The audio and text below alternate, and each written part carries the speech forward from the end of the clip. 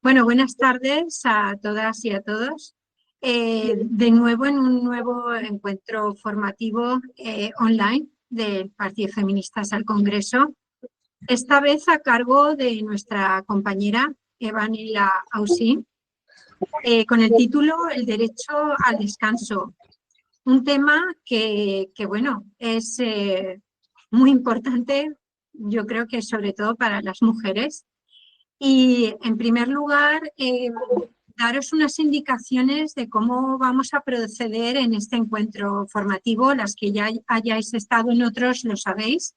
Las preguntas que os vayan surgiendo y que queráis que traslademos a Eva al final, en la última media hora, sobre las 7:30, comenzaremos el turno de preguntas y debate. Las podéis escribir aquí abajo en el chat. Y se las iremos trasladando a nuestra ponente al final de la charla. También recordaros que por favor mantengáis los micrófonos cerrados, más que nada para no interrumpir a Eva mientras va haciendo su exposición. Y bueno, ya procedo a comenzar. También deciros que mi compañera de equipo, Esperanza, nos hablará de la trayectoria de Eva en cuanto yo haya hecho la introducción a este tema. Bien, pues el derecho al descanso. Vivimos en una sociedad que habla cada vez más de conciliación, de poner los cuidados en el centro, de construir un nuevo pacto social que reconozca el valor de lo invisible, pero paradójicamente seguimos organizando la vida en torno a una idea muy limitada de lo que entendemos por cuidado y por trabajo. ¿Qué es cuidado? ¿Y qué es trabajo? ¿Qué cuidados son trabajo y qué trabajos son cuidados? Reflexionaremos sobre qué son los cuidados. ¿Se limitan a esas tareas cotidianas que sostienen la vida? ¿Son también trabajo esencial, constante y profundamente generador de riqueza? ¿Depende su caracterización de producir bienes contables y entrar en los circuitos tradicionales de la macroeconomía? ¿Por qué quedan excluidos del análisis, del reconocimiento y sobre todo de los derechos? ¿No cotizan? ¿No descansan? ¿No se reivindican con la misma legitimidad? En este marco, el derecho al descanso se vuelve un tema central, como ahora veremos con Eva. ¿Quién descansa y cómo? ¿Qué hacen hombres y mujeres durante su tiempo libre? ¿A quién se le permite de verdad desconectar y a quién se le impone la disponibilidad permanente? Tal vez ha llegado el momento de replantear qué entendemos por descanso desde una perspectiva feminista, social y política. Porque sin tiempo propio, sin pausa, sin reconocimiento del esfuerzo sostenido e invisible de los cuidados, no hay descanso posible. Y sin descanso no hay vida digna.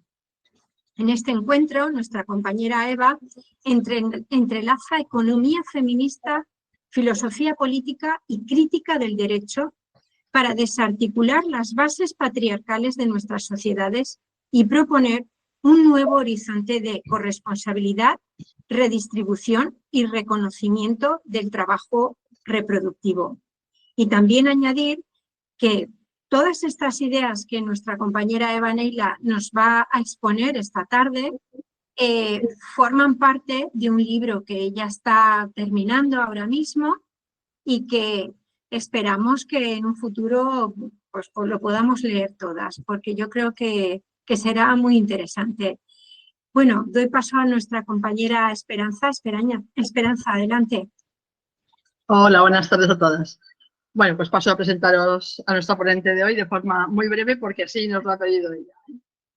Bueno, Eva Neila Ausín nació en 1972, es madre de 2 hijas, se separó del padre cuando la menor tenía 1 año y la mayor 3, y nos dice que ha pasado muchos apuros para poder sacarlas adelante por las dificultades de conciliación que todas conocemos. A raíz de ello fue cuando empezó a reflexionar sobre las violencias que la atravesaban como mujer. Lleva más de 30 años jugando al ajedrez federada y es monitora de base por las federaciones madrileña y española. También es licenciada en matemáticas y máster en dirección de empresas. Ha trabajado 17 años como informática antes de ser profesora de secundaria en enseñanza pública, función que continúa desempeñando en la actualidad. Y sin más, os dejo con ella.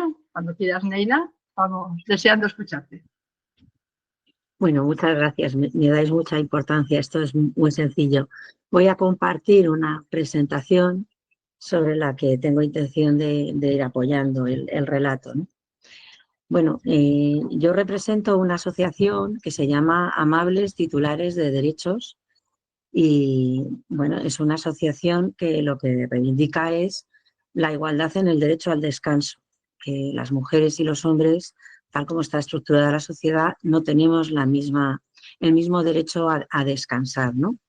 Entonces, las mujeres somos beneficiarias de algunos derechos a través de los varones, pero de manera todavía excepcional adquirimos la titularidad de ese derecho al descanso.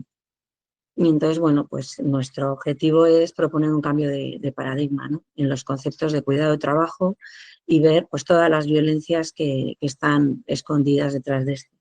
Como podéis ver, me ha costado, pero he encontrado una mujer descansando para ponerla en la fotografía de la presentación, que sea free commons y todo eso, que no me puedan perseguir por usarla. Entonces, bueno, pues en primer lugar, un poco la motivación de todo esto, las trayectorias históricas de los conceptos que circulan en todo este discurso, las discusiones sobre cuidado y trabajo que ha habido dentro del feminismo y un cuadro de clasificación que llamo topología del cuidado y las características que de él se extraen de los cuidados. Y finalmente, pues la identificación de las violencias estructurales que dentro del feminismo radical venimos reivindicando de acuerdo con esta topología. En el feminismo muchas veces nos contamos el relato de que nosotras estamos cambiando el mundo, ¿no? Pero realmente hay una coyuntura a la que le hemos resultado interesantes y que nos han permitido aspirar a la igualdad. Por un lado, pues las clases pudientes necesitaban un servicio más educado, más culto, y se empezó a educar a la sociedad. Como educadoras en las fases infantiles nos querían a nosotras, a las mujeres, y eso nos dio acceso a los magisterios y a estudios, y de ahí surgieron filósofas y pensadoras feministas que han ido abriendo camino a las mujeres que hemos venido después, ¿no? La guerra mundial diezmó la población masculina enormemente y la industrialización, en su necesidad de abrir mercado, por un lado necesitaba manos de obra y por otro lado necesitaba consumidoras. Y entonces, bueno, pues tuvimos nuestra ventana de Overton y empezamos a incorporarnos al mercado laboral de manera masiva. Y los indicadores económicos en torno a la incorporación de la mujer al mundo laboral pues fueron muy favorables. Subía mucho el PIB, aumentaban las ventas, todo funcionaba estupendamente y mientras no den guerra, pues déjalas ahí que están bien, ¿no? Entonces, bueno, es verdad que ha habido una lucha muy tenaz por parte de las mujeres, pero hay un contexto que ha favorecido y ha permitido que accedamos. Sin embargo, nosotras accedemos al mercado laboral en unas condiciones próximas al esclavismo. Unas más y otras menos, pero no estamos muy lejos del esclavismo. Este proyecto surge una vez que nos cae un tuit en la mano que aproximadamente tiene los datos que muestran en la pantalla, donde se ve que el salario medio de los hombres está muy por encima de las mujeres, pero lo que se observa es que la brecha salarial en la población pasiva, en la pensión de jubilación, es tremendamente superior a la brecha en la población activa, ¿no? Y claro, la pregunta que surge al ver esto es ¿por qué? ¿Cómo se puede explicar esa brecha? Y es razonable utilizar esa segunda brecha como indicador de igualdad. Y hace 10 años, cuando nosotras empezamos a dar guerra con esto, no se hablaba en ningún lugar de la brecha de las pensiones, ¿no? Y además, en esta historia, cuando en matemáticas se comparan dos números, el número que se pone abajo es aquel que es lo normal, lo regular, lo conocido, la referencia, perdón.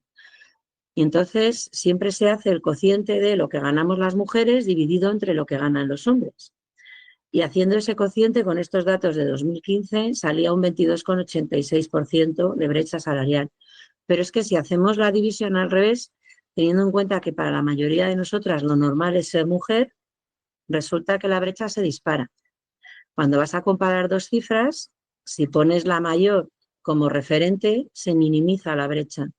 Entonces, vista desde el punto de vista de una mujer, la brecha salarial que enfrentamos como mujeres es un 30% de brecha. En ese momento ahora estará en el 20 y tantos, 26, 27, es menor, pero y la brecha además se ha reducido mucho con la subida que hubo del salario mínimo, pero otra vez se está volviendo a la situación anterior. O sea, ha habido como un pequeño remonte, pero bueno, los precios suben salvajemente y enseguida estamos volviendo a la misma situación en la que estábamos, ¿no?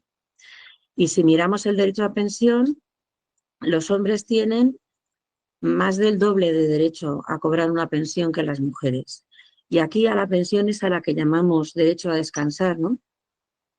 Trabajamos durante toda la vida, los fines de semana, mal que bien, cada una se negocia en su familia cómo se reparten las obligaciones y algunas afortunadamente lo negocian mejor, otras lo negociamos peor. Los fines de semana quizá hay un cierto descanso, pero las mujeres que no consiguen tener una trayectoria laboral reconocida nunca tienen derecho a jubilarse y nunca tienen derecho al descanso. Y toda su supervivencia depende de seguir atendiendo y seguir cuidando a ese titular de los derechos con el que conviven, ¿no? En el caso de divorcio, de separación o de ruptura del matrimonio, cuando esto ocurre en edades avanzadas, la situación de desprotección en la que quedamos las mujeres es escandalosa, ¿no? Y bueno, pues sobre esto es sobre lo que nosotras empezamos a pensar. Hay una primera observación que es importante hacer, que es el tipo de retribuciones que recibimos, ¿no? Entonces, queremos distinguir tres tipos de retribuciones. Las directas, que es el dinero neto que nos meten en la cuenta. Las indirectas, que son todos los servicios públicos y que si no existieran tendríamos que pagarlo con la retribución directa. Entonces, los servicios públicos son parte del salario, ¿no? Y cuantos más servicios públicos hay, más nos suben el sueldo. Y luego hay un tipo de retribuciones de las que nadie habla, que son las retribuciones diferidas, que es este derecho al descanso, ¿no? Este derecho al cuidado. El Estado te da un dinero cuando ya no puedes trabajar y tú ese dinero pues lo administras para conseguir todos los cuidados que tú puedas necesitar a lo largo de un mes, ¿no? Y estas retribuciones diferidas son retribución igualmente. En Europa, esta fotografía es antigua, la verdad es que no sé decir de qué año es, pero será aproximadamente también de 2015. En aquella época no le dábamos importancia a las fuentes y no lo guardábamos. Y muestra la presión fiscal en los países europeos, ¿no? Quiero llamar la atención sobre Dinamarca. En Dinamarca los colores de la barra son distintos a los demás, ¿no? La parte azul clarito, que es la que prácticamente desaparece, las cotizaciones a la seguridad social, el empresario prácticamente no paga. Se limita a pagar el seguro de accidentes, ¿no? Y la cotización a la seguridad social, que es el azul un poco más intermedio, la paga mayormente el trabajador y, sin embargo, los presupuestos generales del Estado pagan considerablemente más que el resto de países europeos, aunque al final en el montante último hay poca diferencia, ¿no? con otros países. Y esta imagen es importante tenerla un poco enfrente porque esto es el compendio de impuestos que estamos pagando todos, ¿no? Había un indicador que le daba mucha importancia a los hombres metidos en economía, con los que hablábamos al principio, que nos hablaban de la tasa de actividad, ¿no? Entonces, empezó entonces a plantearse que empezaban a entrar en crisis las pensiones, ¿no? Entonces estos señores hablaban de que se incorporaba al mercado laboral un hombre y 0,3 mujeres hasta los años 80 y que solo se jubilaba un hombre, ¿no? Entonces eso dejaba un superávit en la seguridad social de 0,3 cotizantes que no llegaban a cobrar pensión, ¿no? Pero en aquel momento, en 2015, ya se incorporaban igual cantidad de hombres que de mujeres, se seguían jubilando solamente un hombre, pero también se empezaban a jubilar 0,7 mujeres. Y entonces esto dejaba un déficit de 0,3 hombres, ¿no? Entonces, digamos que cuando las mujeres empezamos a trabajar, pues la hucha de las pensiones estaba a tope, ¿no? Pero cuando empezamos a llegar a la edad de jubilación, pues aquí entraron en pánico porque de repente no iba a haber dinero, ¿no? La hucha de las pensiones se ha invertido en bonificaciones, en sanidad, en miles de usos, no solamente en pensiones, porque hubo un momento muy boyante en el que sobraba mucho dinero, ¿no? Pero cuando hemos llegado nosotras a tener la edad de descansar, de repente ya no está claro que se vayan a poder pagar las pensiones, ¿no? Y surgen todas las alarmas. Entonces aquí la pregunta es, ¿tiene el Estado responsabilidad de cuidar a los mayores? Si el Estado se administra mal, esa responsabilidad se ve revertida y aquí empiezan a salir preguntas, que esto es todo de esa coyuntura de los primeros 2010, que son las noticias y los titulares con los que nos estaban bombardeando, ¿no? Nos pusimos a investigar cómo se había creado la seguridad social, ¿no? A ver si de su creación se derivaba o no se derivaba esa responsabilidad. Y entonces nos encontramos con que es una estructura que está construida para una sociedad patriarcal. Entonces, en todas las familias del mundo industrializado hay un trabajador proveedor y una cuidadora reproductora, ¿no? Entonces, ese trabajador empieza a sufrir muchos accidentes de trabajo por toda la mecanización de los trabajos que hay y cuando el proveedor de la familia se ve lesionado, pues la supervivencia de toda la familia se veía amenazada, ¿no?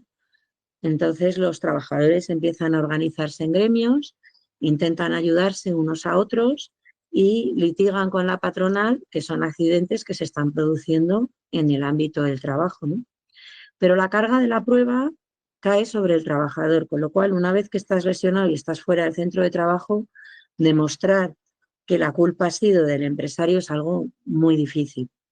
Y hay una movilización primero de gremios, luego de sindicatos y una batalla campal con la patronal y finalmente se revierte la carga de la prueba y es la empresa la que tiene que demostrar que es el trabajador el que ha sido negligente y en caso contrario tiene que hacerse cargo de esa familia y de esos cuidados, ¿no? Y para este fin, pues las empresas lo que hacen es crear unas mutuas a las que pagan regularmente todos los meses un dinero y esas mutuas, en caso de accidente, pues cuidan de los trabajadores, ¿no? Pero como decía al principio, los accidentes van creciendo porque la mecanización cada vez es mayor y todas estas mutuas empiezan a entrar en quiebra, ¿no? Y se produce una inestabilidad social enorme a finales del siglo XIX, principios del siglo XX, y primero Alemania y después el resto de países así del primer mundo empiezan a crear la seguridad social que va recogiendo todas esas mutuas en quiebra para asegurar a los trabajadores, hombres, ese derecho al descanso y asegurar a los dependientes de esos trabajadores en calidad de beneficientes que van a tener un sustento para la supervivencia, ¿no? En la creación de esto, en última instancia, se incluye toda la beneficencia de la que se hacía cargo la Iglesia y se incluye dentro de la seguridad social, ¿no? Entonces, aquí es importante tener claro que esto es una estructura que está planteada para una sociedad en la que solamente había un trabajador, donde la tasa de reemplazo es que se incorporaba un trabajador y se jubilaba uno, y esto engranaba muy bien, ¿no? El patriarcado plantea que el trabajo es una parte menor de las cosas que hay que hacer y el trabajo es una parte mayor y muy importante, que es la que hacen los varones, ¿no? Y entonces, bueno, pues las mujeres somos protegidas por un varón y a través de él pues ya recibimos todo lo material que nos pueda hacer falta, ¿no? Las primeras feministas, el primer objetivo que se plantean es conseguir que los cuidados sean todos trabajos y estén todos remunerados, ¿no? Pero, claro, esto es muy complicado porque se quedan a medias, porque es que hay una ausencia de pagador, hay un montón de cuidados que nadie está dispuesto a pagar por ellos, ¿no? Y entonces no se consigue. Y además dentro del feminismo radical hay una fuerte crítica a estos planteamientos porque al fin y al cabo lo que hacen es profesionalizar el rol de mujer dependiente y se aspira a una integración en igualdad. Entonces, desde el feminismo, este primer planteamiento no se discute mucho y no termina de cuajar, ¿no?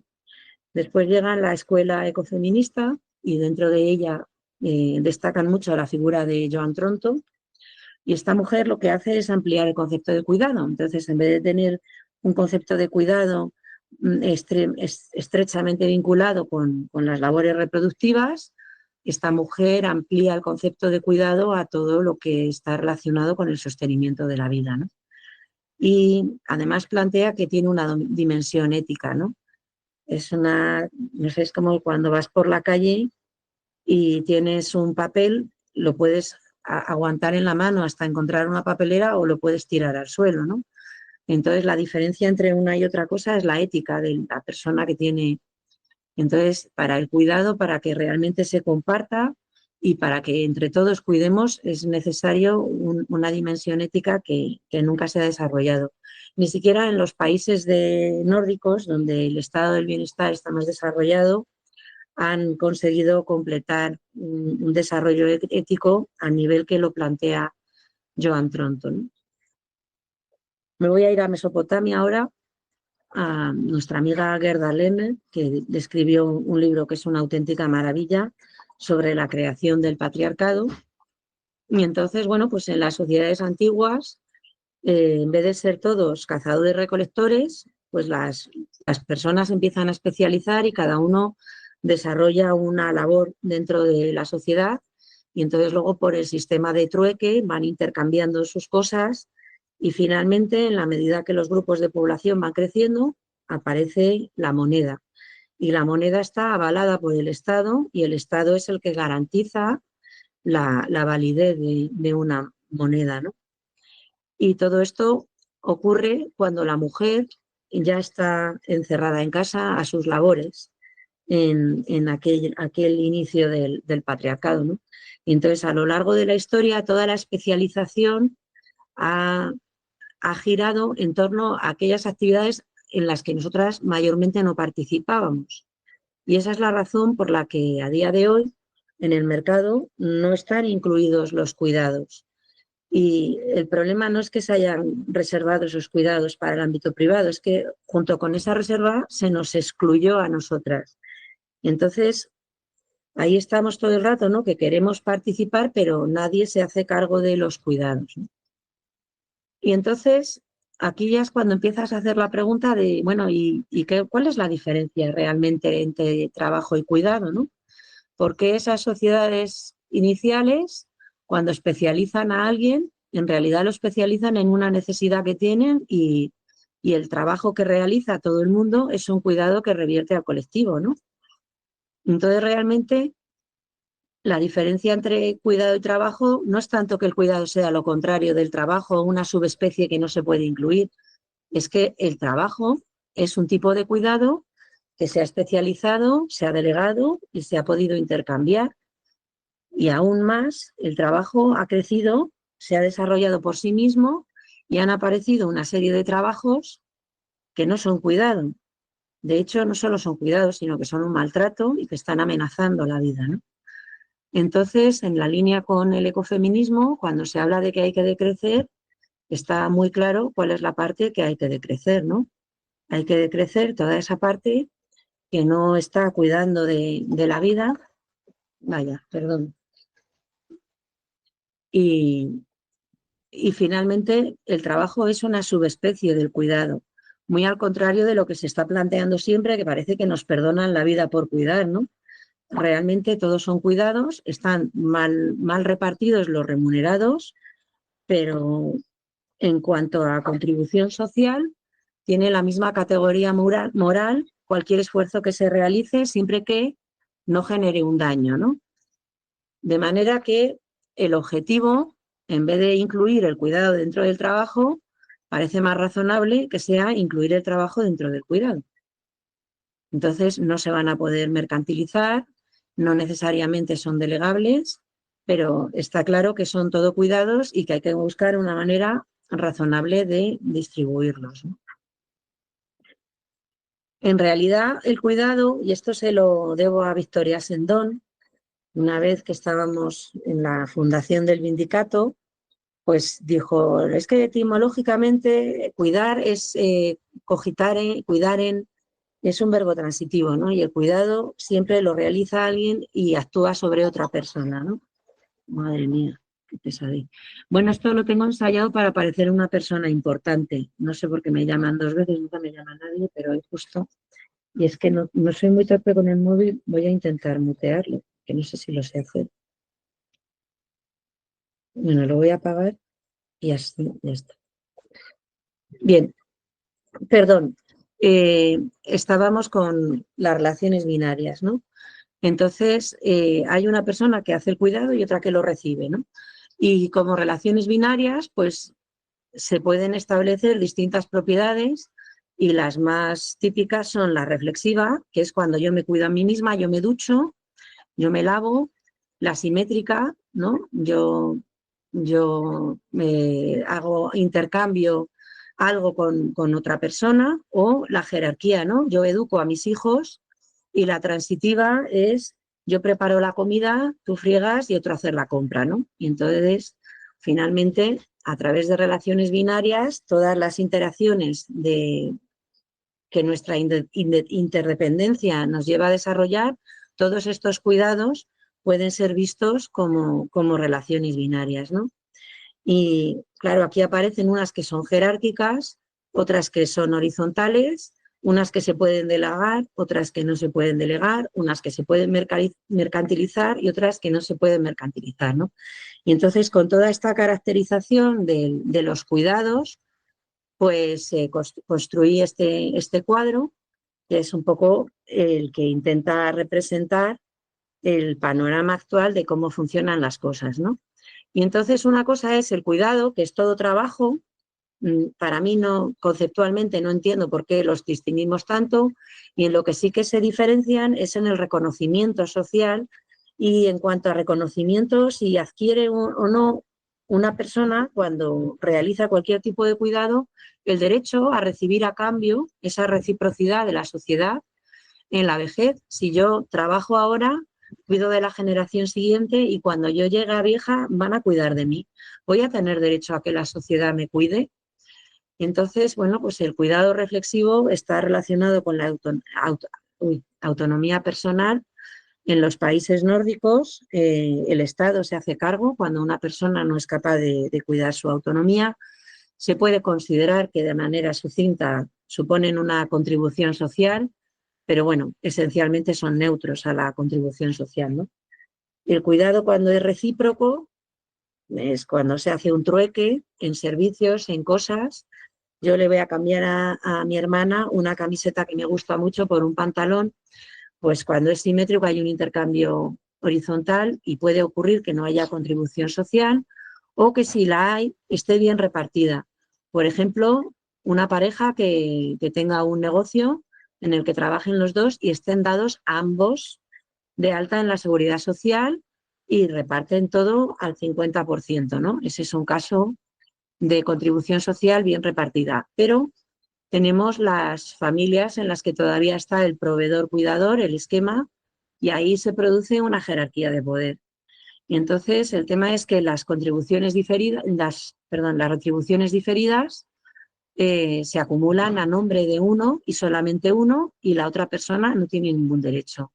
Hay algunas sentencias en España y la Judicatura española lo que dice es que las retribuciones diferidas en realidad es un gasto que está relacionado con el trabajo, que sería pues como el uniforme o las herramientas para desarrollar la profesión, y que por ese motivo pertenecen al trabajador, y las mujeres no tenemos derecho, cuando estamos en ese esquema de proveedor-cuidadora, a tomar parte de ello, más allá de esa parte de beneficencia, ese 52% en caso de defunción, que es como que la sociedad asume el cuidado de las cargas que tiene ese señor con derecho al descanso, ¿no? Y luego pues tenemos ya la parte transitiva, y hay una parte que está mercantilizada y otra parte que no está mercantilizada. Lo que no está mercantilizado son esos trabajos que no conseguimos incluir, que tampoco queremos que se remuneren, porque no queremos que se profesionalice a la mujer dentro del rol de cuidadora. Hay una ley de dependencia que hace un cierto reconocimiento de la contribución social del cuidador. Sin embargo, esa ley no admite como dependientes a los menores de edad, cuando a todos los efectos un menor de edad es una persona dependiente. Y en la medida que esta ley no incluye la crianza, pues la crianza no se considera una contribución social, ¿no? Entonces, una mujer que le da por tener hijos y cría 5 chavales a lo largo de su vida, cuando llega mayor, pues le dicen que no tiene derecho a ninguna pensión porque ella no ha contribuido. Pero esos 5 chavales que ha criado esta mujer se ponen a trabajar y pagan impuestos y pagan la seguridad social de las personas que se considera que sí que han contribuido, y a su madre no la mantiene ese grupo en el que están trabajando, ¿no? Y esto crea una contradicción enorme. Y luego, dentro del trabajo mercantilizado, pues dentro del marco legal hay personas que consiguen encontrar un trabajo con el que se cumple la ley, entonces le pagan la contribución social, no se le pagan las horas extras. En este país hay un abuso en horas extras muy importante, pero bueno, sí se reconoce razonablemente su contribución social. Sin embargo, hay un montón de situaciones que se realizan sin contrato, ¿no? Entonces, dentro de lo que es sin contrato, a mí me parece importante distinguir 2 situaciones. Por un lado es la transferencia de opresión, que esto ocurre, por ejemplo, una madre sola que tiene que ir a trabajar y no tiene dinero para pagar una guardería, ni tiene derecho para contratar a una cuidadora y pagarle la cotización a la seguridad social porque no llega a fin de mes, ¿no? Entonces, claro, lo que le queda es perder el trabajo y morirse de hambre.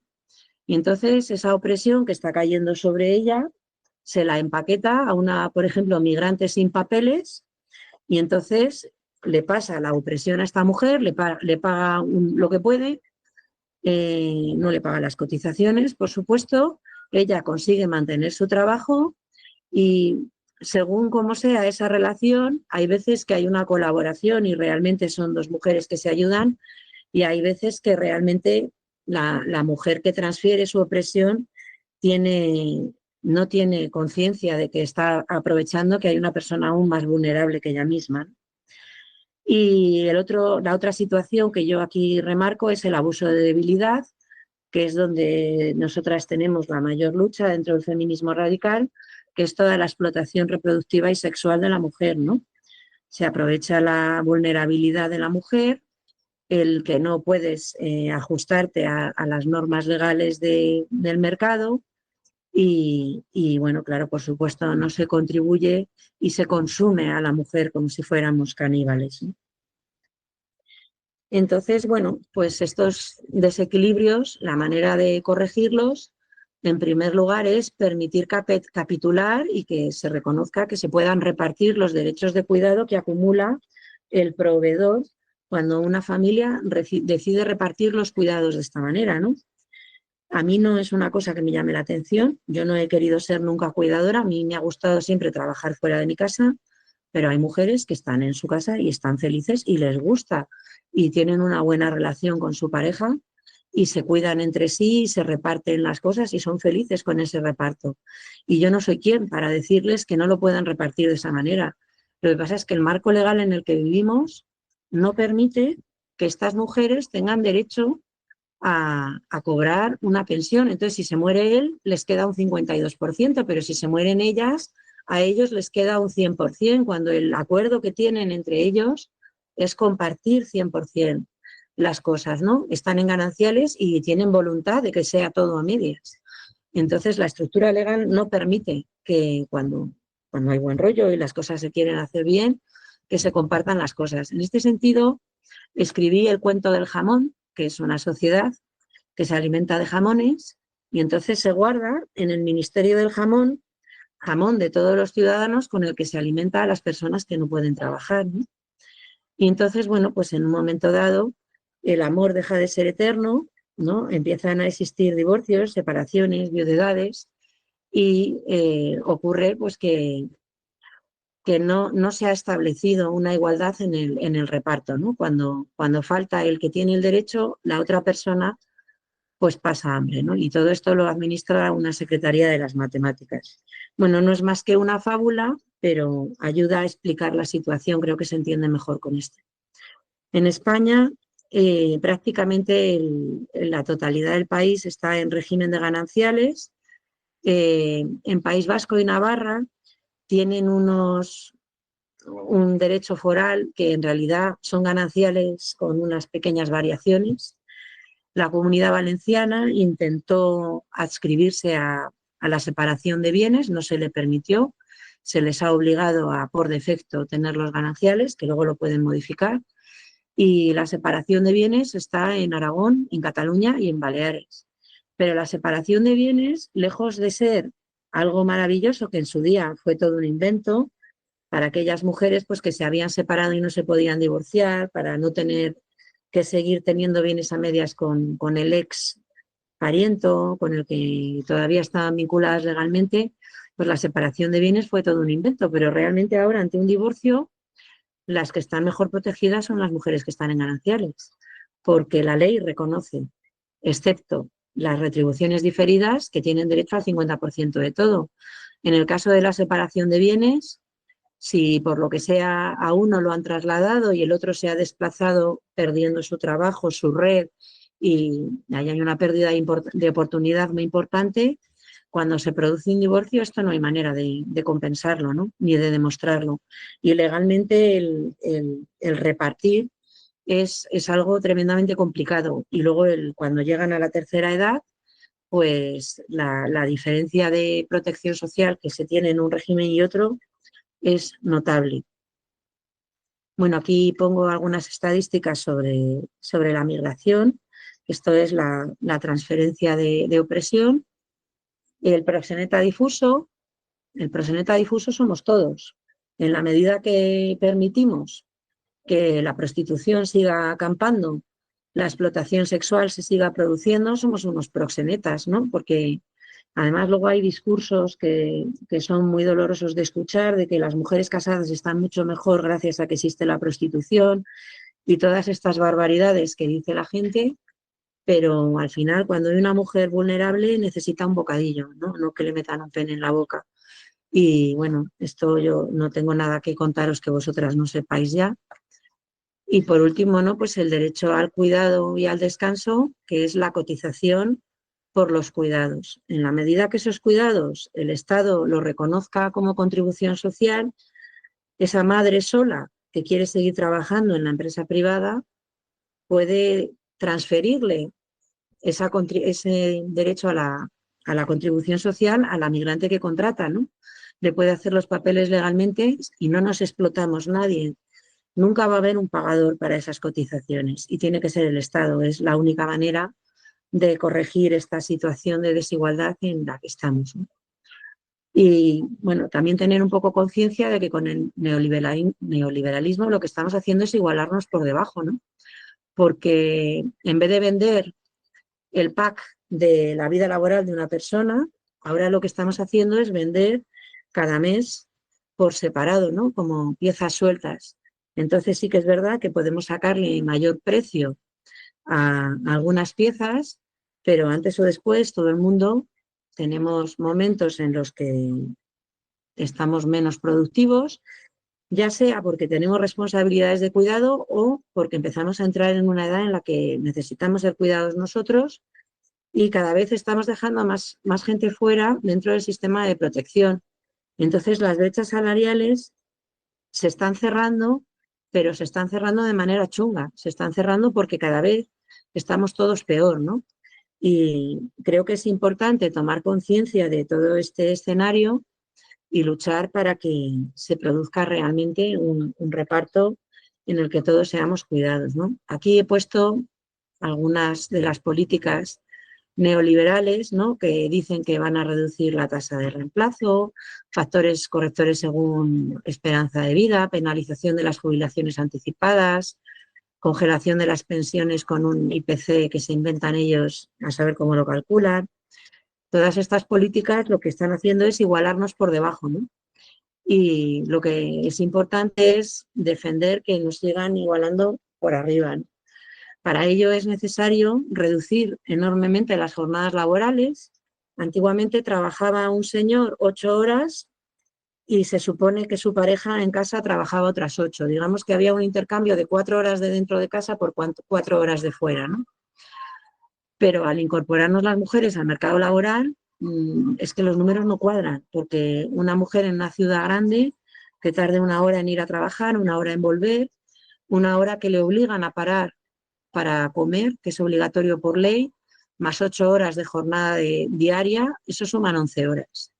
Entonces, si tú tienes en tu casa a una persona dependiente, no hay ningún servicio de guardería ni ninguna persona que se pueda quedar sola durante 11 horas cuando es un dependiente. Entonces, no es posible conciliar con un modelo de 40 horas semanales. Y yo no sé por qué razón todos los años, el día 1 de mayo, salimos a celebrar el Día del Trabajo, ¿no? Yo no veo que haya tanto que celebrar.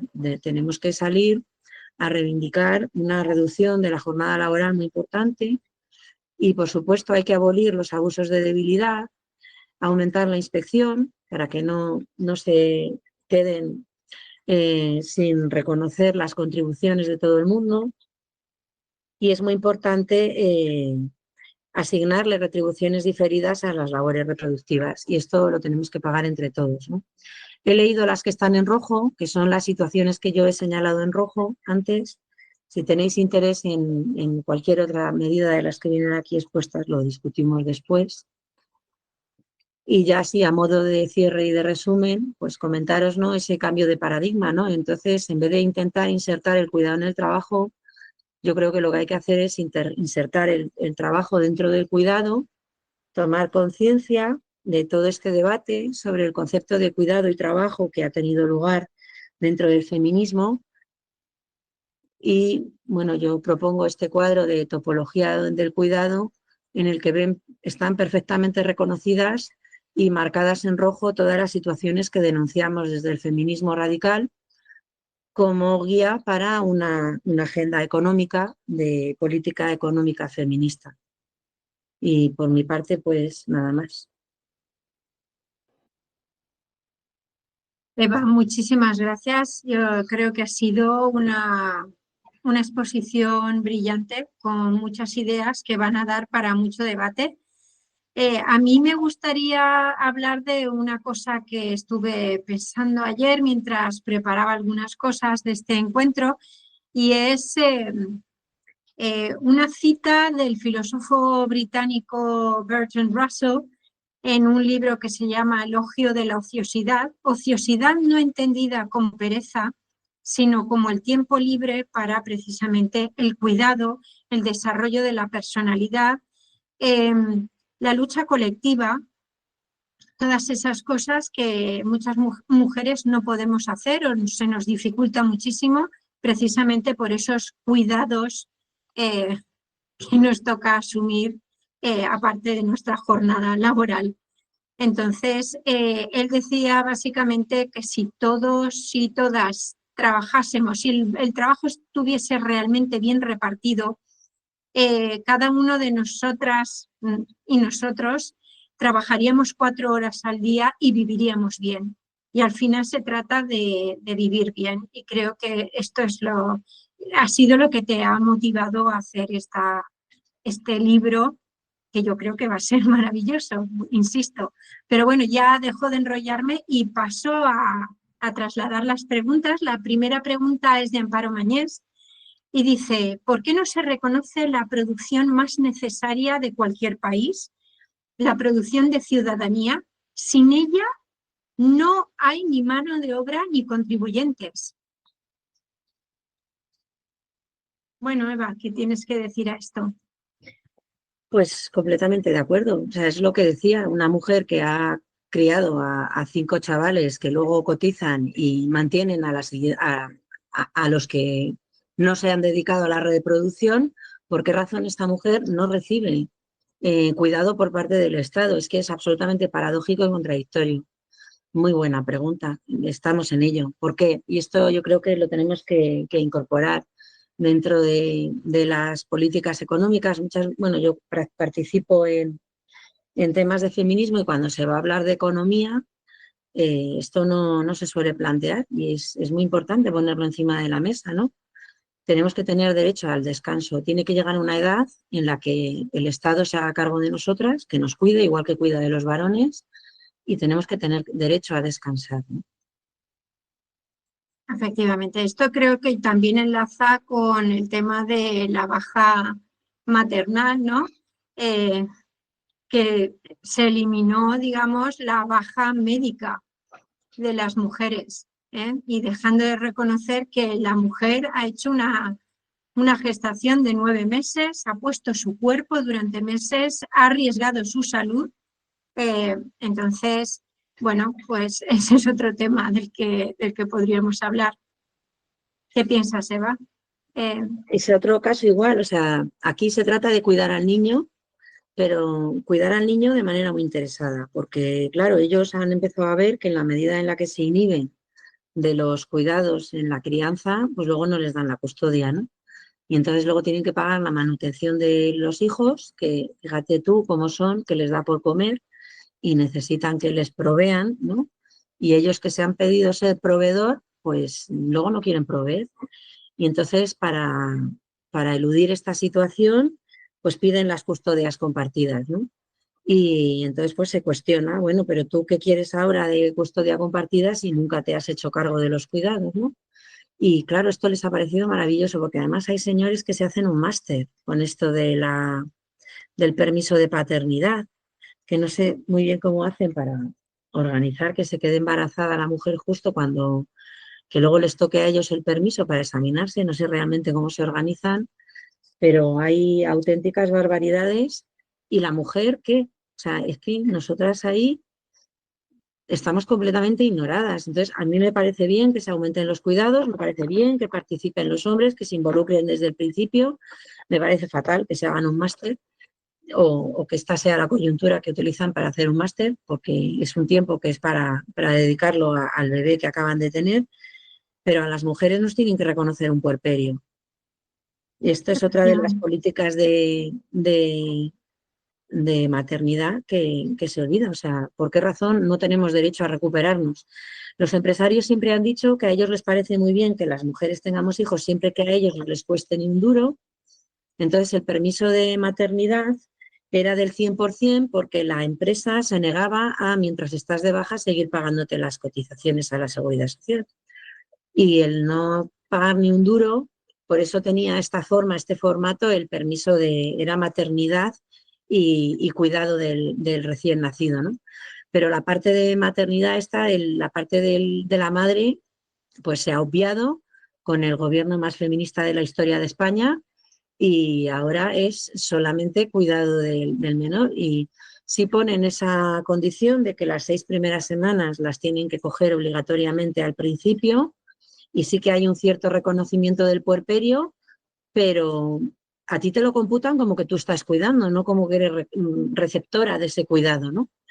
Y eso a mí me parece muy ofensivo, vamos, lo veo muy misógino. Efectivamente. La compañera Eva María dice, un poco relacionado con lo que estamos hablando, que si se pagan los cuidados, quizás se animen los hombres a cuidar. Bueno, pues es un quizás, muy quizás, porque hay una cosa que es que la vida es muy corta y pasa muy rápido. Y entonces, si yo me he tirado 7 años cuidando, luego cuando me voy a incorporar al mercado no me reciben. No me estaban esperando con oportunidades maravillosas para que yo, además no me ascienden, ¿no? Sino que me ofrecen otra vez volver a empezar desde cero, ¿no? El mercado cambia, el mercado evoluciona y no es fácil volver a integrarse. Entonces, profesionalizar a una persona en el cuidado, siempre que entre dentro del intercambio de cuidados, a mí me parece bien, pero pagar porque cuides a tu hijo, pues yo eso no lo veo. Yo que soy más partidaria de las guarderías de 0 a 3 años, pero hay muchas contradicciones en este asunto porque no tenemos derecho, bueno, ahora sí que han articulado alguna cosa y es lo único que articulan. Articulan permisos, pero que al final son permisos que mayormente los vamos a coger las mujeres y lo que hacen es crear un producto menos competitivo en el mercado, ¿no? Entonces, primero lo que hay que conseguir es reconocer la contribución y que las mujeres no estemos abocadas a la pobreza en la vejez, que eso sí que es un tipo de retribución, y por otro lado hay que reducir las jornadas para que haya cabida a más mujeres en el mercado laboral y que no, como me decía mi suegra, cuando se quedaba uno de sus hijos en paro, se cabreaba conmigo porque las mujeres le estábamos quitando el trabajo a sus hijos, ¿no? Entonces, es que hay que repartir el trabajo y no creo que sea necesario que estemos trabajando 8 horas de sol a sol con toda la tecnología y todo lo que hemos inventado. Esto es todo para las clases pudientes, ¿no? Para los propietarios del sector de producción, porque realmente a nosotros de qué manera nos revierte. Y nosotros somos parte de los que hemos creado toda esa tecnología y no disfrutamos de ella. Seguimos estando sobreexplotados. De hecho, yo creo que ahora mismo en cuanto a jornada laboral hay un incumplimiento brutal. O sea, se hace una animalada de horas extra. Yo los compañeros que tengo del máster, que les mando los artículos que escribo de feminismo y se me cabrean porque opinan todo lo contrario, pero trabajan, ellos dicen, entre 60 y 70 horas semanales. Y les parece bien competir y estar todo el día ahí siendo competitivos y lo ven maravilloso, ¿no? Y no creo que eso sea la aspiración de una buena vida de nadie. O sea, eso es una aberración. Así no se puede vivir. Ni haciendo una triple jornada laboral como mujer, ni intentando ser el ejecutivo más competitivo del mundo, ¿no?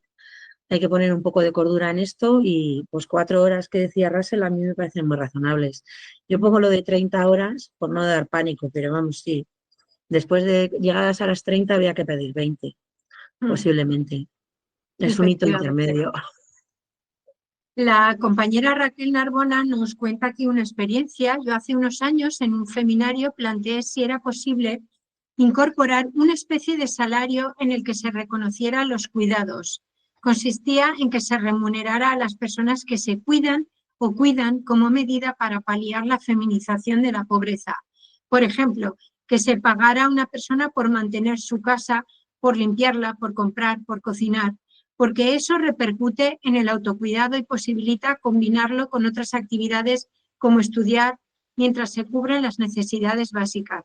¿Esto sería posible regularlo?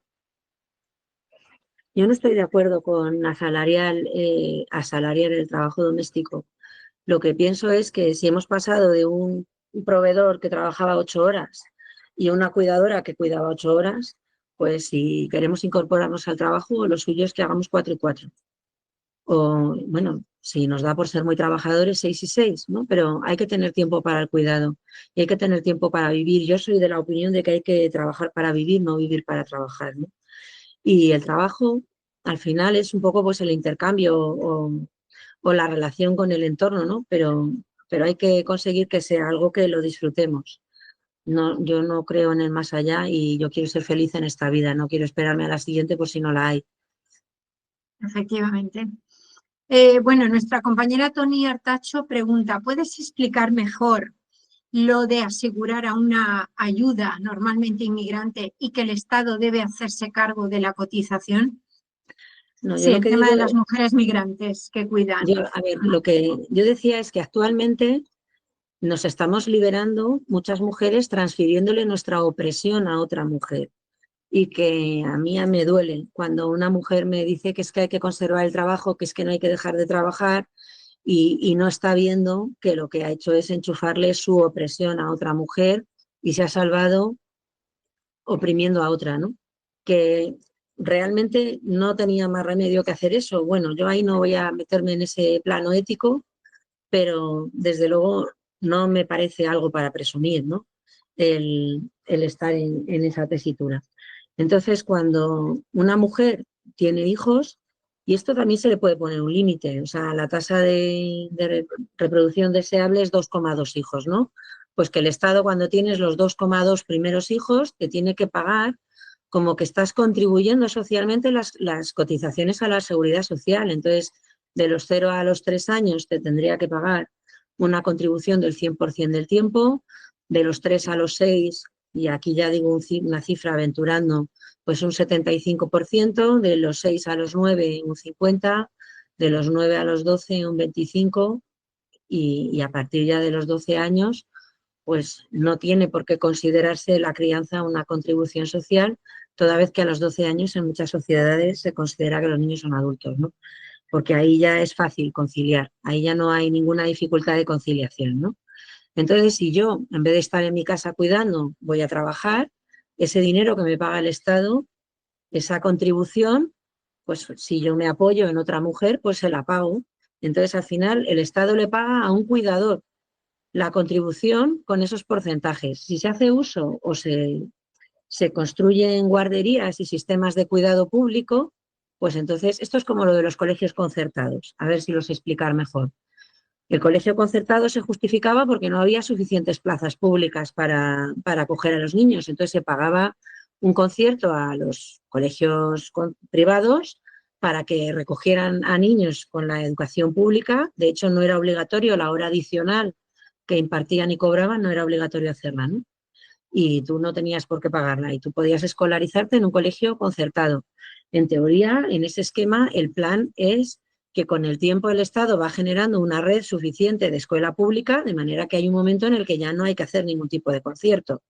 Pues esto es algo similar, o sea, en la medida en la que no hay guarderías para todos, no hay educación de 0 a 3 ni de 3 a 6 suficiente para todos los niños, el Estado tiene que reconocer a las personas que están asumiendo ese cuidado, ese esfuerzo que están haciendo, y les tiene que reconocer su contribución social. ¿Vale? Entonces esa contribución, si tú la delegas en un tercero, ese tercero recibe ese dinero. Porque es que es lo que te decía, una madre sola, ¿cómo va a pagar? Una madre sola que cobre el salario mínimo, ¿cómo le va a pagar la cotización a la seguridad social? Aunque contratase a una mujer para que cuidara una jornada completa del tiempo a sus hijos, no tendría dinero para pagar las cotizaciones a la seguridad social. ¿Y ese dinero qué hace? Lo pinta. ¿No? ¿De dónde sale? ¿No? Entonces, a mí me parece que sí, eso sería algo razonablemente exigible a la Administración, que se hiciese encargo, porque de hecho, para que el día de mañana haya pensiones, necesitamos que alguien fabrique esa nueva generación. Es que es una necesidad colectiva, o sea, no es que es un servicio público, vamos, que es una contribución social, no es una cosa que te regalen, es que tú estás contribuyendo. Y bueno, pues lo puedes hacer en primera persona o delegarlo a otra persona, ¿no? Hacer la transitividad, ¿no? Que hablaba de las relaciones binarias. Bueno, pues en vez de cuidar yo, pues cuida a tal persona, delego en quien sea y delego con las cotizaciones a la seguridad social. Porque es que gran parte de las mujeres migrantes que están en este país, los 3 primeros años que no tienen acceso a legalizar su situación, la pasan cuidando cuando no las prostituyen. Efectivamente. La compañera Patricia Porto nos dice, actualmente con la tecnología no es posible delegar tareas domésticas para que las personas tengamos más tiempo libre y para cuidar. Y luego continúa. Es que es por lo de los permisos de maternidad y paternidad. Tienen que ser iguales si ellos en su cuerpo no tienen consecuencias y nosotras sí. Bueno, esto ya lo hemos hablado antes, ¿vale? No acabo de entender qué quería plantear la compañera con el tema de la tecnología. Patricia, ¿querrías aclararnos qué querías plantear con esta pregunta? Está silenciada. Ahora.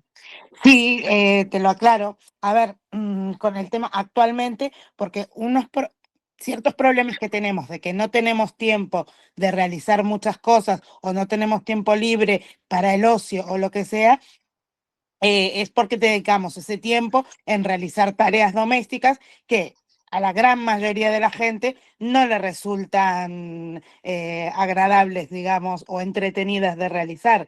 Entonces, antiguamente no había ni teníamos la posibilidad de delegar en nada más que en otra persona este tipo de tareas. Pero actualmente, con la tecnología y los avances tecnológicos que tenemos, hay muchísimas de estas tareas domésticas que se pueden delegar ahora están apareciendo los robots, inteligencia artificial, etcétera, etcétera. Con lo cual ganaríamos un montón de tiempo del espacio doméstico que lo podríamos destinar a nuestro cuidado, a nuestros hijos y, bueno, y a muchas más cosas. En ese sentido, digo, creo que tenemos que pensar en un avance en nuestros tiempos, porque seguimos pensando como que si la sociedad no hubiese evolucionado o la tecnología no hubiese evolucionado y siguiéramos como que, bueno, todavía hace falta tener a una persona que si a mí no me gusta o no tengo tiempo o lo que fuera de realizar tareas domésticas, lo delego y delego esa opresión en otra persona. Pero en vez de delegar esa opresión en una persona, ¿por qué no la puedo delegar en un robot doméstico, por ejemplo, que ya existen? A ver, yo cuando hablo del cuidado, me refiero al cuidado de dependientes. Al autocuidado, pues cada uno se lava su culo, o sea, esto es que es una cosa que es normal. Entonces, no me refiero a la tarea doméstica. El tema es que el mercado se ha organizado de manera que a nosotras nos dejaron fuera. Entonces, toda la especialización, toda la mercantilización se hizo sin tenernos a nosotras en cuenta. Si volviera a crearse el planeta Tierra y volviera a aparecer una especie humana y volviera a organizarse y no apareciese el celo y ese interés en asegurar su paternidad y esa razón por la que nos encerraron y tal, y participásemos, a lo mejor habríamos evolucionado a sociedades en las que se mantenían los comedores colectivos y el planchado colectivo, o sea, no sé a qué sociedad hubiéramos llegado, ¿no? Entonces, cuando se empezó a articular el sedentarismo, cuando se rompe la tribu y se empiezan a generar familias, pues a la mujer se la encierra en casa. Esto fue así. Y nosotras quedamos excluidas de toda la red de intercambio de cuidados, finalmente, ¿no? Pero no es que esos cuidados no se tengan que repartir, sino que no son fácilmente delegables y no son fácilmente mercantilizables. Es una cosa distinta. Entonces, con esto que dices de respecto de la tecnología, o sea, se están investigando un montón de tecnologías, pero estas tecnologías revierten en un mayor beneficio de quien ya ha concentrado capital. Entonces, los empresarios ganan más dinero, porque como ahora hay una máquina que hace el trabajo, pues el empresario gana más, pero a ti te siguen pagando el mismo salario, despiden a trabajadores y a ti no te reducen la jornada. A mí me parecería mucho más razonable si aparece una máquina que hace parte del trabajo, es que los trabajadores trabajáramos menos horas, ¿no? O sea, tendría que haber una parte. Entonces, la parte de tiempo que tienes que salvar no es el tiempo de tu autocuidado. Lo que está en conflicto es el tiempo que te secuestra la patronal y que te impide cuidarte y que nosotras nos han dicho, esto es como el chiste este de los vascos, ¿no? De cómo meter a 12 vascos dentro de un 600, diciéndoles que no caben, ¿no? Y a las mujeres nos han hecho esto, ¿no? Nos han dicho, es que vosotras no valéis para trabajar. Y entonces, como no valemos para trabajar, hemos aceptado unas condiciones terribles y nos hemos incorporado al trabajo cobrando muchísimo menos y en una situación de mayor explotación, ¿no? Y entonces, lo que hay que conseguir es que se reparta el trabajo, que los hombres trabajen menos tiempo y que ese tiempo lo trabajemos nosotras fuera de casa, pero que los hombres tengan tiempo para trabajar también dentro de casa. Entonces, ese intercambio de 4-4, ¿no? Lo que decía Russell, que has citado al principio. Entonces, no se trata de quitar tiempo de fregar cacharros, que bueno, si lo hace el lavavajillas bien, pero si en un momento dado nos quedamos sin electricidad y hay que volver a fregar a mano, pues se friega a mano. El tema es que no puede ser que una mujer tenga 8 horas de jornada laboral, la hora de ir, la hora de volver, más luego tenga que estar criando a los niños y luego encima a las 12 de la noche se pone los guantes y se pone a fregar el váter porque fíjate tú que no se ha fregado solo, ¿no? Y entonces te acuestas a la 1 de la mañana y al día siguiente a las 6 en punto te vuelve a sonar el despertador. Hay mujeres que viven así. Entonces, el mayor problema no es la hora que dedica a la limpieza, o sea, el mayor problema es el transporte, la lejanía, el tipo de urbanización en la que los centros de trabajo están estratégicamente diseñados lejos de los hogares, porque así aumenta la puntualidad del personal, porque como no hay sitio para aparcar, se pelean por llegar el primero y, en fin, bueno, es que hay un diseño que afecta absolutamente a todo. Entonces, hay que democratizar el uso del tiempo, pero no tu uso de lo que tú haces para limpiar tu casa. Lo que hay que hacer es racionalizar las tareas. Tú tienes que dedicar 4 horas a producir para el colectivo, 4 horas a mantener tu lugar, que puede incluir a lo mejor el estudio, esas 4 horas, y luego tienes que tener tiempo para relajarte, para la ociosidad, que ha notado antes la palabra esta de Russell, ¿no? Pues los hombres se van al bar, en los bares y en los pueblos a jugar la partida y se están toda la tarde jugando la partida. Trabajan por la mañana, salen de trabajar y se van al bar, se echan unas parties y luego vuelven a casa, les sirven la cena y luego encima esa noche les toca sexo, ¿no? Pues ese es un modelo de vida que a mí me parece muy interesante para todos. ¿Por qué va a disfrutarlo solo el varón y nosotras no? Pues nosotras igual nos levantamos por la mañana, vamos un rato a producir, otro rato nos reproducimos y otro rato vivimos y disfrutamos de la vida. Es que somos seres humanos y tenemos exactamente el mismo derecho a vivir y a disfrutar, ¿no? Elena No sé si te he Esteve, contestado. disculpa, Elena No, Esteve perdón, sí. nos hace una reflexión. El neoliberalismo solo valora lo que tiene un beneficio mercantil. Los cuidados nunca van a reconocerlos, no valoran el beneficio de aumentar el bienestar. Claro, es que el neoliberalismo, a ver, es la patronal. Es que esto tiene que ser el Estado somos todos. Hay muy poca Perdona, es que se ha cortado lo mío, no sé por qué, aquí tengo un lío enorme. Entonces no es solo esto, es que luego hay una segunda parte, entonces la voy a leer seguido si me dejáis. Sí, bueno, léela. Primero, efectivamente, era la reflexión. El neoliberalismo solo considera trabajo lo que da beneficio mercantil. A los cuidados nunca lo va a considerar trabajo. Es decir, desconfía completamente del sistema porque jamás van a reconocer el valor de los trabajos. Tener hijos debe de estar apoyado socialmente y legalmente, pero se corre el riesgo de encasillar a las mujeres en la maternidad. Ese es un tema que las feministas lo hemos discutido muchísimas veces. Hay que valorar la maternidad, ser madre es una potencia fabulosa, es un beneficio para la sociedad, es la base de la ciudadanía, debía ser muchísimo más valorado, pero sin embargo no es así. Por supuesto, hay que pedir guarderías, hay que conseguir horarios razonables para poder conciliar, pero yo opino radicalmente, además, que las mujeres todas tenemos que ser económicamente autónomas. Solamente desde ese plano de independencia económica se puede negociar con la pareja en igualdad de condiciones, si no estás totalmente subsumida y supeditada a lo que diga el que trae el dinero a casa. Tú no eres nada. Entonces yo insistiría muchísimo en el trabajo de las mujeres fuera de su casa. Pienso. En eso estamos de acuerdo. O sea, no hay ningún desacuerdo, pero para desarrollar ese esquema con una jornada laboral de 40 horas es muy difícil. O sea, la conciliación en una jornada de 40 horas es muy difícil de conseguir. Necesitamos una reducción de jornada.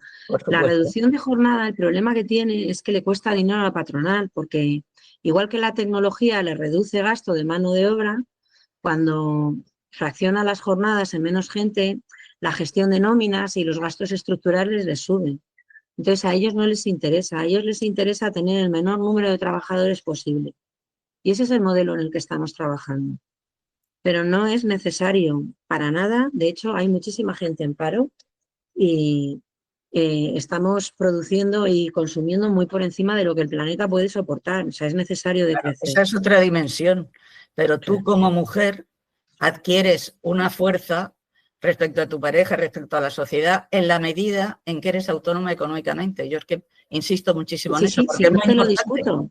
Si no te lo discuto. Claro, pero si como antes has dicho, contigo. algunas mujeres prefieren quedarse en casa. Error, A mí me parece un error, yo no lo haría. Error Del brutal, respeto, que luego lo pero, pagarán. pero hay que respetar, o sea, yo no estoy de acuerdo Claro, respeto con todo, otras pero digo que no personas, estoy de acuerdo, claro. pero las decisiones sobre la vida propia las toma cada una. Entonces, yo no le recomiendo a nadie que haga eso. A mí no me gusta, a mí no me va, yo no he optado por aquello, ¿no? Sin embargo, lo que sí que me ha costado muchísimo es mantenerme dentro del mercado laboral. Ha sido una odisea mientras mis hijas han sido pequeñas. Y no me parece razonable que ninguna mujer tenga que pasar por ese calvario. Y mi principal enemigo ha sido la jornada, la extensión de la jornada. Si está bien trabajar en casa, a mí me ha gustado. Yo he tenido hijas porque he querido tenerlas y he disfrutado de su crianza. Y para mí ha sido una experiencia muy bonita. Lo que pasa es que al mismo tiempo participar de esa experiencia me ha supuesto padecer una violencia estructural patriarcal bárbara y lo he pasado fatal.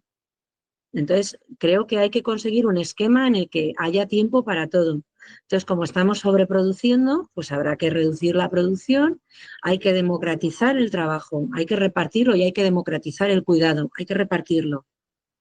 Entonces, todo el mundo, al final, quizá no nos vamos a poder permitir irnos a Hawái 15 días en verano, la gente que le va económicamente mejor, porque hay gente que en su vida ha ido. Mi abuela fue la primera vez a la playa a los 50 años. Nunca había visto el mar, jamás se había ido de vacaciones. Eso era una cosa que ella en su generación, eso no se concebía. Descansaban de vez en cuando, pero eso de irse 15 días de vacaciones y todo ese gasto, pues a lo mejor eso no es una cosa que nos podamos permitir, pero no puede haber una concentración de riqueza tan brutal en tan pocas manos y tanta gente pasando hambre. Y el planeta completamente saturado. Entonces, hay que aspirar a modelos en los que se repartan. Y ahora, ¿podemos hacer una revolución? Yo no tengo ningún problema. A mí encantada. Yo no veo a esta sociedad por la labor de hacer una revolución y lo que veo es que hay una apuesta mayor por el reformismo, ¿no? Entonces, si yo tengo que plantear reformas, las reformas que yo planteo es reducir la jornada laboral para que se puedan repartir realmente el trabajo y para que se puedan incorporar al mercado de trabajo muchas mujeres que están atrapadas por coerción afectiva en el cuidado de dependientes. Esa es la situación en la que viven muchísimas mujeres y ese es el reformismo. Y para que eso pueda tener lugar, hace falta dotar a la ley de dependencia de presupuesto. Aquí en la Comunidad de Madrid la han dejado a cero. Está seca, no hay ni un duro para la ley de dependencia. Entonces, ¿cómo se le va a pagar cotizaciones a los cuidadores si no tiene ni un duro la ley? ¿Y por qué no? O sea, incluir a los menores de edad como dependientes, que son exactamente igual de dependientes que los mayores de edad. Y al mismo tiempo invertir en infraestructuras para que el cuidado esté socializado y tratado de manera grupal. O sea, es todo lo mismo que dices tú, pero tengo una visión un poco más general. No se trata de lo individual, sino se trata de lo colectivo y que la estructura admita esa decisión que tú dices. Yo quiero trabajar. La estructura a día de hoy no nos da derecho a todas las mujeres a tomar esa decisión. Unas sí y otras no. Depende de en qué cuna hayas nacido. Pero vamos, que si quieres hacer una revolución, cuenta conmigo. Tú me avisas y la empezamos a poner en marcha y encantada. Nos apuntamos. Creo que seremos unas cuantas. La compañera Patricia Porto hace de nuevo un apunte, pero las guarderías de 0 a 3 años solucionan el tiempo de los adultos, pero no es bueno para las criaturas. Es una visión muy adultocéntrica. ¿Qué piensas de esto, Eva? Por eso es necesario reducir la jornada. Tú puedes dejar al niño en la guardería un tiempo, pero no se puede abandonar a un bebé a las 6 de la mañana en la guardería y aparecer a las 7 de la tarde a recogerlo, que es el caso de muchas familias. Y luego, claro, te crecen psicópatas. Pues, ¿qué esperabas? O sea, es que, y lamentablemente hay mucha gente que no tiene más remedio que hacer esto. Yo me acuerdo la primera vez que empecé a trabajar en la enseñanza pública, así a lo tonto, pues un día digo, bueno, porque vosotros cuando os ponéis enfermos, vuestra madre se quedará con vosotros en casa para cuidaros. Y me miraron todos alucinados. Me decían, no, cuando estamos enfermos nos quedamos solos. En la enseñanza pública, la población migrante es un porcentaje escandalosamente alto, ¿no? Y es que, claro, cuando oí eso, digo, Dios mío, es que no vivimos en el mismo mundo. O sea, esta gente no vive en el mismo mundo que yo. Yo me acuerdo aquel día que es que me quedé completamente en shock. Y es que es así, o sea, la conciliación con el esquema que hay, sin embargo, trabajando 4 o 6 horas diarias, uno trabaja por la mañana y otro trabaja por la tarde y el niño está constantemente atendido por la familia. O sea, es que hay que evolucionar a ese tipo de esquemas. Eva, la compañera Raquel Narbona nos pide que alguna recomendación de bibliografía para informarse más sobre este tema. Bueno, mira, yo me gustó muchísimo y me aportó mucha luz, por ejemplo, el libro de Almudena Hernando, de la fantasía de la individualidad, que se plantea, ¿no? Ese señor que se piensa, ¿no? Que dice, bueno, es que yo en mi vida, estos señores patriarcas, ¿no? Ya de cierta edad, que empiezan a contar todo lo que han hecho y lo han hecho ellos solos. No han actuado con nadie, ¿no? Esa fantasía del superhéroe masculino Del que hombre hecho a solo... sí mismo, ¿no? Sí, bueno, todos estos cuentos, o sea, eso son personajes surrealistas, o sea, somos seres interdependientes. Un ermitaño no sobrevive mucho tiempo siendo ermitaño. Es imposible que una persona sea capaz de hacerse la ropa, el calzado. Ya no hay para cazar, o sea, ¿de qué vive? Es que tienes que estar dentro de la red y tienes que participar de la red, ¿no? Esta señora hace una crítica, a mí me parece que maravillosa. Otra que me pareció muy interesante es, ¿cómo se llama? Federici, que yo con esta mujer hay muchas cosas en las que no estoy de acuerdo, bueno, no estamos de acuerdo desde el feminismo radical con esta señora en muchas cosas. Sin embargo, El Calibán y la Bruja me parece un libro absolutamente maravilloso y toda la tesis que ella desarrolla sobre cómo la mujer ha sido una propiedad del hombre. Carol Pateman, o Pateman, si lo leemos en inglés, pues también tiene un libro maravilloso sobre este tema. Las ecofeministas, el ecofeminismo a mí me parece que plantea unas cuestiones muy importantes y cuando se dice que tenemos que decrecer, el modelo de decrecimiento lo tienen estas señoras perfectamente estudiado. Todas las autoras ecofeministas son muy interesantes. En particular, yo he citado a Joan Tronto. También es muy interesante Alessandra Kollontai, esa visión que tenía de socializar el trabajo. Pues no sé, bueno, cualquier pensadora feminista que cojas te ilumina y te aporta luz, pero bueno, no sé, yo así a bote pronto citaría a estas mujeres. Pues también tenemos una reflexión de Amparo Mañés que nos dice, bueno, eso de criminalizar a la mujer por traspasar su opresión es tanto como decir que los cuidados son una opresión femenina. En todo caso, es la familia la que transfiere su opresión, también el marido, ¿vale? O sea, es la familia en conjunto la que transfiere la opresión a otra mujer para que Sí. aporte cuidados. Efectivamente, o sea, ahí hay una cadena de opresiones. Y el último, pero yo lo que criticaba es estas mujeres que presumen, ¿no? Tipo Ana Botín, ¿no? Que ella siempre ha querido trabajar, pero es que, en fin, la vida de esa señora que tiene que ver con nosotras. O sea, entonces ella siempre ha querido estar en el mundo del trabajo y tal, pero siempre ha tenido un séquito de criados a los que transferirles cualesquiera obligaciones. Entonces, ¿qué problema tiene esta señora con la jornada de 40 horas? Si está jugando al Monopoly todo el día, ¿no? O al Risk, no sé exactamente qué vivencia tiene del trabajo, pues es un poco esa crítica, ¿no? Entonces, es la crítica a esa mujer, esto que se llama el feminismo blanco, ¿no? De, no, es que lo que hay que hacer es permanecer en el mundo del trabajo, no dejar de trabajar y te dicen todas las recetas y dicen, vale, sí, pero, y en mi caso particular, ¿eso cómo se hacía, no?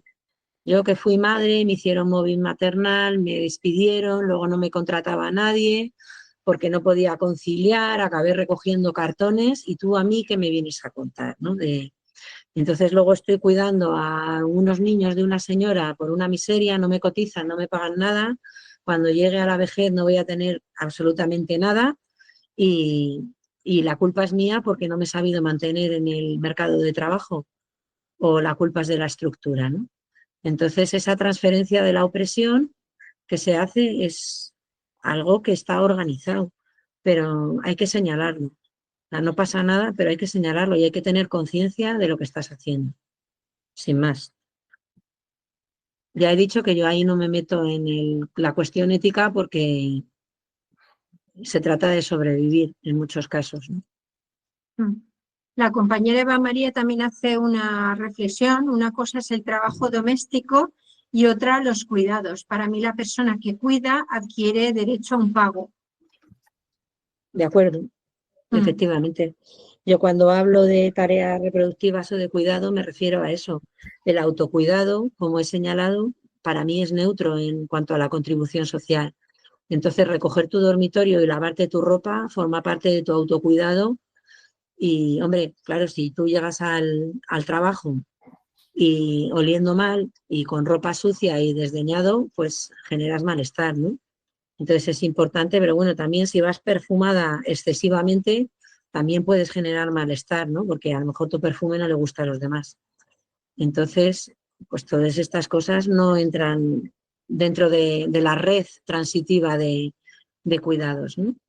Y por eso distingo entre el cuidado reflexivo, el simétrico, que son los intercambios que libremente deciden hacer las parejas, y donde la ley pone límites porque no permite compartir las contribuciones sociales. Y para mí ese es el principal fallo, porque yo, ¿quién soy yo para decirle a una pareja cómo se tienen que repartir las cosas en su casa?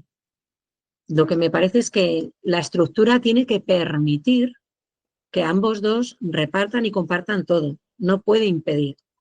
Pero yo no soy nadie para decirle a los demás cómo tienen que, ¿no? Y sí, el cuidado transitivo es el que tiene que estar regulado por el Estado, ¿no? Que es donde se cobran los impuestos para hacer una redistribución de la riqueza, ¿no? Hay que ponerle, por ejemplo, cobrarle cotizaciones a la seguridad social a los rentistas. ¿Por qué razón no paga seguridad social esa gente? O, bueno, hay 1000 medidas. La página es muy densa, pero para este formato no creo que tuviera sentido detenerse en cada una de las medidas, pero dan para hablar un rato. Sí, desde luego es un tema que tiene un montón de vertientes que analizar y da para otro encuentro. Una compañera que bueno, leo su nombre, es Ma G, nos dice: lo de la maternidad potenciada por el Estado a mí me parece peligrosísimo. En este país ya nos pusieron a parir desde la ley durante más de 40 años y con dependencia económica absoluta. ¿Vale? Esto ya lo ha apuntado alguna compañera anteriormente, pues que sí que hay que reconocerlo, pero siempre hay una línea muy, muy fina, ¿no? Por eso hay que separar las retribuciones diferidas, que es reconocer la contribución social, de las retribuciones directas. Yo estoy en contra de las retribuciones directas. Hay feministas que las defienden, no es mi caso, porque perpetúa a la mujer igual que la renta básica. Dice, no, es que la solución es la renta básica. No, no señor, la solución no es la renta básica. La renta básica pone un suelo de pobreza en una sociedad, pero ¿por qué tenemos que estar en el suelo de pobreza todas las mujeres y los hombres en el Olimpo? O sea, perdona, es que la igualdad no se construye con una renta básica. Sí, estamos menos oprimidas y se debilitan además nuestros argumentos para defender que se haga un reparto más equitativo. Bueno, a mí no me parece mal que haya una renta básica, yo no estoy en contra. Lo que no admito es que eso sea una política de igualdad feminista. Es otra cosa, es poner un suelo, es reconocer unos derechos humanos, pero no es una política de igualdad feminista, o no lo acepto como tal, que luego en un momento dado puedo estar de acuerdo con que exista y me puede parecer necesario, pero no resuelve el problema de la desigualdad de las mujeres. Efectivamente. Una compañera, Durne Aragón, nos dice lo siguiente: yo he decidido no trabajar en los primeros años de mis hijos, decisión personal. No me compensa porque en mi hogar no existía el 50%, tengo red de apoyo y no quiero perderme los primeros años de mis hijos. La sociedad actual está más preocupada de que todos sigamos en la rueda de hámster del hiperconsumismo, que en la conciliación, en la igualdad de salarios y oportunidades. No tengo red de apoyo familiar, he querido decir. Ah, perdón, no tienes red de apoyo No, familiar. ni tribus, Disculpa. ni tribus, ni nada. Vale, lo he leído mal. No, que Bien, no, lo he pues, escrito mal yo también. pues efectivamente, yo, de hecho, la gente que me conoció de jovencita, cuando me ha visto de mayor y han visto que he tenido 2 hijos, no se lo podían creer. O sea, decían tú, pero si eras la antimaternidad en persona, ¿no? Pues sí, en un momento dado. Y esto fue una reflexión que yo me di cuenta que lo que yo no quería era pagar el peaje social de tener hijos, pero la experiencia de los hijos en sí misma, pues me resultaba muy atractiva y yo lamento no haber tenido más tiempo para compartirlo con mis hijas. Es una cosa que me da mucha pena y por eso me parece tan importante reducir las jornadas y si hay una persona que se ha podido permitir prescindir del trabajo durante un tiempo, pues mira, olé, maravilloso, qué suerte. Yo no me he podido permitir eso. Yo he sido una familia monomarental durante la mayor parte de la infancia de mis hijas y eso no estaba a mi alcance. Con 0 ingresos no se sostiene una casa.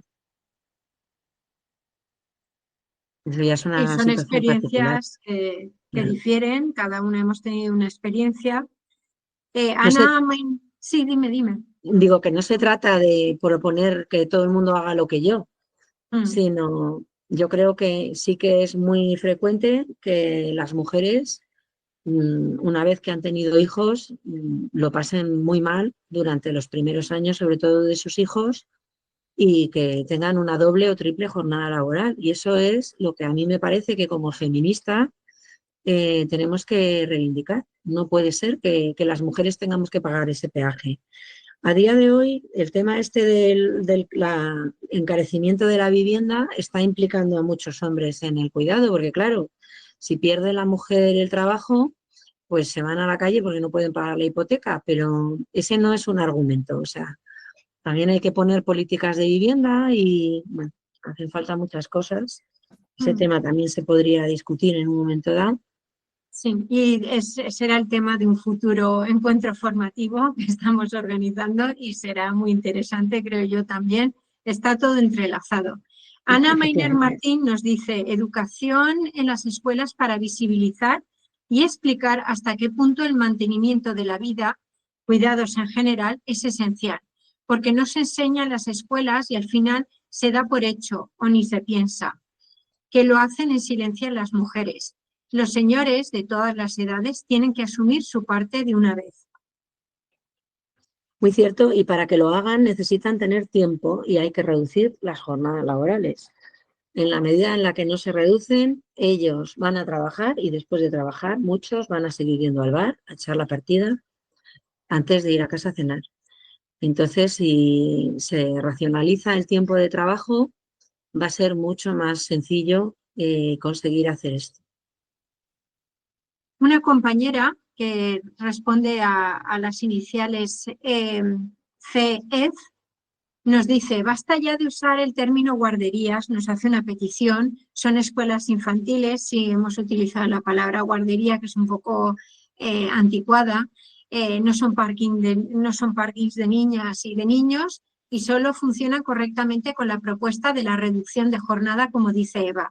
Efectivamente, me imagino que estarás de acuerdo, ¿no? Que son escuelas infantiles. Sí, bueno, y en la educación secundaria que trabajo yo también tenemos servicio de guardería.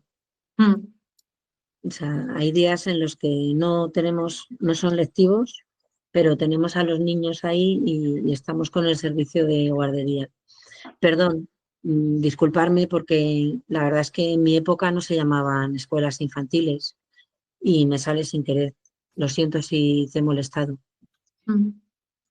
Y bueno, una última reflexión de Ana Mainer Martín, reducción de jornada y reparto del trabajo de mantenimiento de la vida de manera equitativa. Yo creo que esto sería, ¿no? Sí. El colofón final, ¿no? El resumen. Claro, esa es la idea.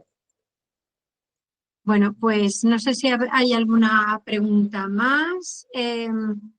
Hay una compañera que pregunta cuál es el título del libro de Almudena Hernando.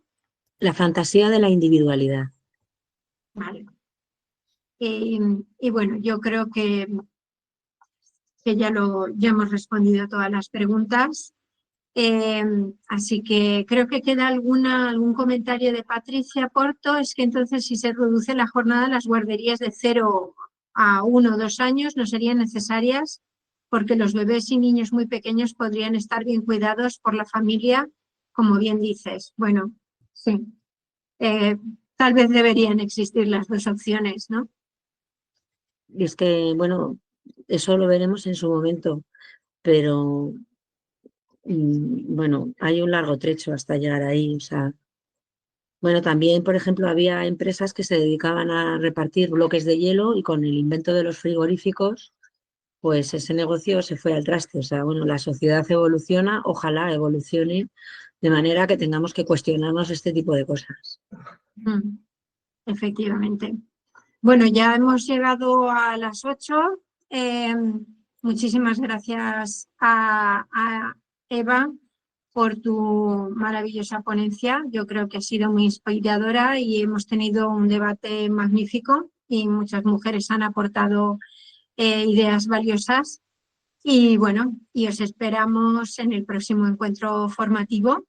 Muchas gracias a todas y todos por asistir. Muchas gracias por escucharme.